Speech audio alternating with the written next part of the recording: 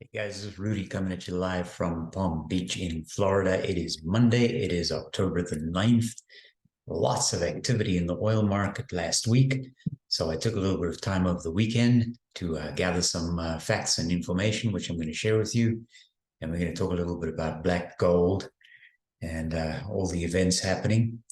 And I'm going to try and keep it as positive as possible and not talk about current affairs and other events that are happening in the world that are not very pleasant at this moment in time. So let's focus on black gold and just focus on some of our investments and see how we're doing. So first, the news, right? So of course, the news, the mainstream media, the collection of fake news always drives a whole variety of different actions in the market, positive and negative, mostly negative, because that's the business that they're in. And here we have a couple of headlines I'm just sharing with you. Gasoline prices are heading lower. Oil prices rise. One conflicting the other. Business Insider is probably 100% fake news. Reuters, it's a wire service, so you never know. Business Insider again, oil prices drop further. So you have oil prices rise, oil prices drop further. But head to the biggest weekly fall since March, right? So conflicting news, interesting stuff, lots of things going on. So I figured, you know what? Let's go away from the media and focus on what's actually happening in the marketplace. So just one more. This is effectively, you can call it an analyst schmanalyst, but he's just reporting what Goldman Sachs says. And so Bob Henderson here is reporting that the oil sell-off is overdone, says Goldman Sachs. Now, of course, to be fair, Goldman Sachs first made a whole bundle of cash on trading and shorting and going long and so on in the energy market sector as a general rule, but now says the sell-off is overdone. Now, if the oil price goes up or the oil price goes down, it's mainly as a result of the speculators and institutional traders, not the institutional investors, like I said in my previous video. So people like Goldman Sachs, Morgan Stanley, UBS, etc., are the people who literally drive the market for the oil futures price, and the oil companies and the investors like you and me are just victims of whatever the oil traders and speculators do. The reason why I created these four big circles here is because you can see we've had just in the past year or so four of these major drops, before it spiked again. So I wouldn't be too concerned. I mean, if you sort of elongate this graph a little bit horizontally, you'll see that these things happen all the time. They go up and they go down. But I'm going to go deeper into the woods in terms of the time period as well. And here's an example, right? So right now, so sort of as of the time of this video, the oil futures for November 23, and if you don't know what oil futures are, I covered that in my previous video, are currently trading at around $86. So people are buying oil futures contracts for November 2023, that's next month, at around $86. What I did here is I clicked on the oil futures chart, and then I selected all in terms of my time frame. So as opposed to looking at just this month or this year or this week or whatever the case might be, I'm looking at a much longer period of time. And now when you click on oil, it actually shows you the chart for the last 20 years. So I'm going from 2003 to 2023. And as you can see, there have been four major crashes in terms of energy or crude oil specifically during that period. Some of them are relatively easy to explain, like 2020, when we had the pandemic, and others perhaps a little bit more obscure in terms of looking at history or looking back. So it's very difficult to try and remember what happened during these periods of time, but you can look it up and you can always find it. As for the most recent crash, when we were trading at around $120 a barrel down to where we are now at around 86, there doesn't really seem to be any conclusive explanation or reason why oil would have crashed, by that amount, 30-40% in such a short period of time, other than for news, government interference, and things like that. So there's no compelling reason for oil to actually be trading low. If anything, it should be trading high. Just recently, so after last week's crash, 4 days ago, I published a little poll on YouTube for our community channel, and I said there was a flash crash. So what are you trying to do, or what are you planning to do? Well, the good news is 94% of you did not panic. There were quite a few votes, about 90 votes, and 94% being the equivalent of people who said we'll buy or do nothing. So for the larger part, I was in the camp of doing nothing, right? Doing nothing is also a strategy, because there's no particular reason for you to do anything on impulse in the market at all. And in fact, one of the best ways to control or manage your emotions is to avoid doing anything based on market news or whatever. So the fact that 7% of people said they would sell is interesting, because the majority of people on this channel, I think by now, are educated enough to say, this is just another blip. Let's see what happens. And if anything, if you're brave enough, you might buy some. Otherwise, your best strategy is just to do nothing and wait. Certainly, we don't want to be selling anything at a loss. How healthy is the energy sector overall? So I keep saying in the videos that I make for you guys, that you could almost buy anything in the energy sector within reason, right? So energy, as a general rule, from a macro point of view, the sector is just cheap. The earnings per share ratio, the price earnings ratio, the earnings per share is good as a general rule, and the price earnings ratio is low as a general rule. That doesn't mean all energy companies are buys. Some of them are overvalued for a variety of different reasons, but as a whole, the energy sector is cheap. How cheap? So if we look at the different sectors that make up the entire market, you can compare the price earnings ratio, which is the little black dot here, which you can see for energy is way to the left of everything else. In fact, there are a couple of sectors that are close, like financials and materials, consumer staples and industrials. But then if you look at the little blue dot, you're looking at the cash flow per share, or free cash flow, or however you want to look at it. And you can see that the cash flow per share for energy is almost off the charts compared to the price earnings ratio, which is really, really low. That's a very favorable ratio that's in favor of long investors in energy.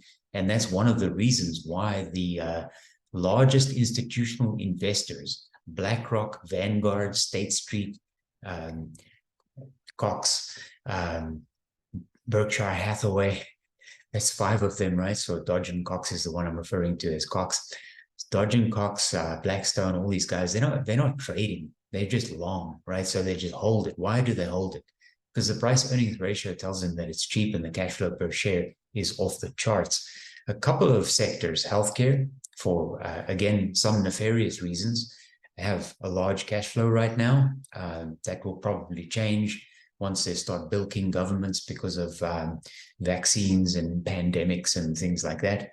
And then at the bottom here, you have technology, generates a lot of cash. I mean, these companies have, relatively speaking, low overhead and generate enormous amount of cash, especially through advertising. I'm talking there of companies like Google, Facebook, etc.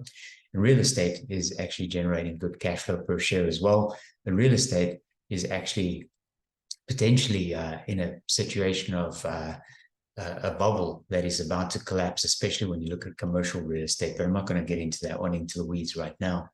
Energy has a lot of ground to make up. So many people, especially the sort of stop oil now and the anti-fossil fuel lobby people and all those kinds of guys, say, energy companies get too many subsidies from the government, and energy companies make hand over fist, and the investors in energy companies are getting rich. So if you really look at energy over the past 13 years, right, we're looking at a period of 2010 to 2023, energy from a performance point of view, 55%. I mean, the guys who earlier on in the 2010 period, when tech companies, especially companies like Facebook and Twitter, and so started making some profit, making money, and some that were pre-IPO and then eventually went public, like Pinterest or whatever. Some of these companies made a lot of money and their performance was just stellar, right? So many of the companies and their sectors performed really well. The winners here, by far, info or tech, really, consumer discretionary and healthcare. Energy is the worst performing sector over a 13-year period of time. So don't let the last 3-4 years of energy gains fool you or lull you into a false sense of security. energy has not been a good performing sector for a long period of time. That is why from time to time, it is also worth your while to take profit, because no one gets poor taking profit. And I know some people castigate me and complain when I say or make a video saying I've sold something, like Petrobras at the beginning of 2023 in January. I took a little bit of profit and sold Petrobras, and boy, did I get into trouble for doing that. Sometimes you got to take profit. And as I just said, no one gets poor taking profit. So don't think that the energy sector, which is a buy right now, is just always going to be making you money. Right now, it's the best sector to invest in, but it doesn't always stay that way.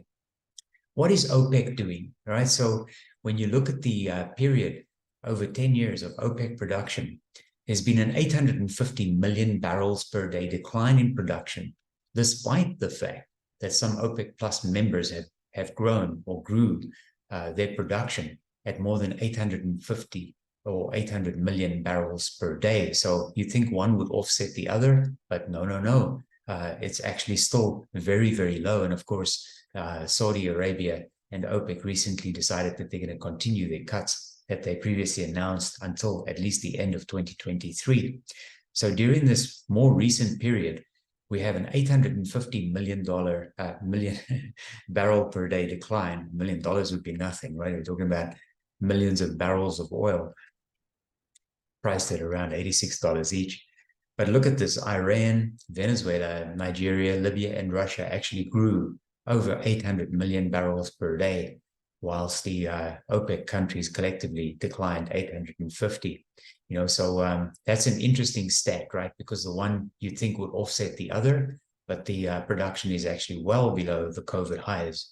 How about the US? So what the US as the largest producer, oil production nearing pre-COVID highs, right? So we were at around 13 million barrels of oil equivalent per day pre-COVID, and we're edging up there around 12.8. But look at the rigs: 492 pre-COVID and now 326, right? So this Bloomberg slide shows you that the US oil production, which is 12.8 million barrels of oil equivalent per day today, is still below pre-COVID. And the rigs, 492 versus 326 today. So over the past 5 years, we've lost about 70 rigs or so that are not in production. What about the Permian? Because obviously this is where most of the oil production is coming from. The DUCs, or DUC, means drilled but uncompleted, right? So we have some wells that have been drilled, and this DUC drawdown drove the post-COVID production ramp up, right? So the previous slide I just showed you, we've gone from around 13 million barrels of oil equivalent per day pre-COVID, and now we're edging up to about 12.8. So it's gradually making its way back up again. But look at the DUCs, right? So 3,600 drilled but uncompleted wells pre-COVID, and now 860, right? So there's a change there in terms of the production coming from the Permian.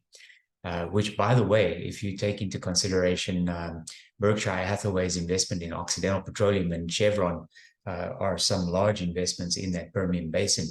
How about the worldwide liquid demand? So this is an interesting slide for you kind of just to at least pay a little bit of attention to, right? So for the past, for a long time, really, we collectively, globally, the world has been consuming close to about 100 million barrels of oil equivalent per day. So for crude, we need about 100 million barrels per day. And this is edging up, right? So despite the fact that government has spent trillions on the so-called renewable energies, and when I say renewable, I'm not even being critical of things like solar and wind, hydro, it's okay. But like biomass, I mean, that's a highly questionable one. But the fact of the matter is, government has put trillions and trillions of dollars into renewable energy projects, and yet the demand for crude just keeps increasing. So the demand for black gold is increasing. 4 years ago, it was 102 million barrels per day. And right now we're edging up from 102.3 to about 102.7. The US is also an interesting case study by itself because it consumes about 100 million barrels of oil, crude oil per day, but it only produces about 12, sometimes 13, right? So that shortfall has to come from somewhere else. And Guess what? It comes from OPEC. How about inventories, right? So the inventory right now is probably at the lowest it's been in a long, long time. How low? Well, according to Bloomberg, it's the lowest it's been since November of 1985. 1985 is a long time ago, right? So this is almost 38 years. It's the lowest inventory we've had in 38 years. The US, actually, according to some analysts, only has approximately 14 to 17 days of crude in reserve. The supply is limited, the demand remains high. That's why, at least for the next 12 months or so, energy is not a bad place for you to hide away your well hard-earned cash into and put it in a place where you can get some return on investment for at least like another 12 months or so. Energy is almost arguably a safe place to be. Nothing is safe, but energy is one of the better ones. The refined product inventories, in general, we're well below the 10-year average. This is Bloomberg again, right? So this black line over here shows you the actual inventory, and the sort of dotted red line shows you the 10-year seasonal average. The reason why I circled these dips here is because you will remember from the previous slides I showed you there was a sort of a little oil crash here in 2015 or so. And of course, most of you are young enough to remember the most recent oil crash from the pandemic in 2020. But there you can see the divergence, right? So on these two occasions that I just mentioned, we had large inventory, but the seasonal average was relatively much lower. So there was too much supply. Right now, the inverse is true. And I'm going to probably leave you with this one. The energy sector as a whole, which I keep saying is a buy, and I'm saying for now, right? Not forever. So at least for the next 12 months or so, what you have here is a very favorable ratio, right? So the energy and production index, so EV, so the enterprise value, so EV means enterprise value. EBITDA, you probably know from previous presentations, is earnings before interest, taxes, depreciation, and amortization.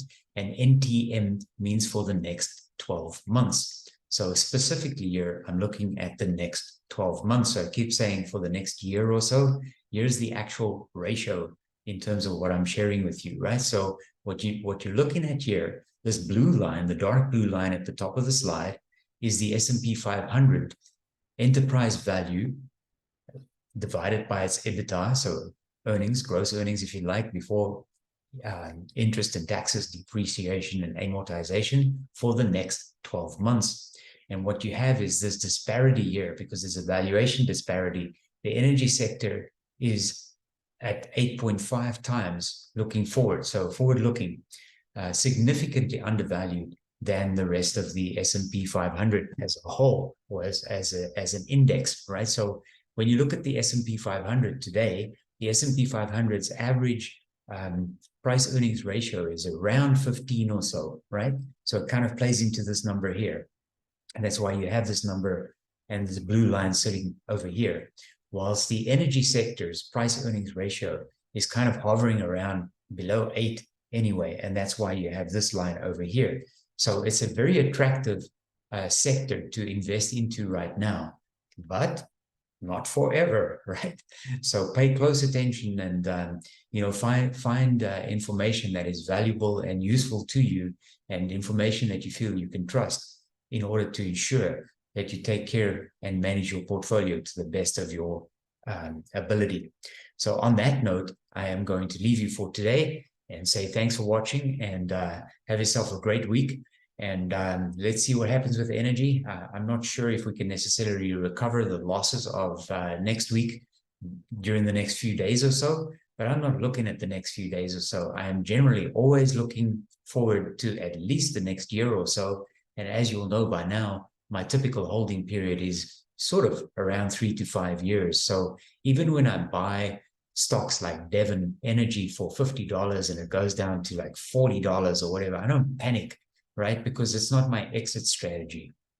All I'm doing is I'm investing in the company because it's fairly valued, or I think it's great value at the current price, and then I hold it, right? And when things crash and companies like Devon Energy loses 5% in one day. The same can be said for Occidental Petroleum.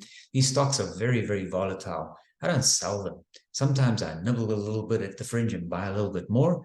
Most of the time, I would just hold, because my holding period from the get-go, from the time I actually open the position, is 3 to 5 years, right? That's how I do it. And that's how I've been doing it for years. And it works really, really, really well, especially when you can compound those investments by reinvesting your dividends. So on that happy note, this is Rudy signing off, saying thanks for watching. Talk to you soon. Bye-bye.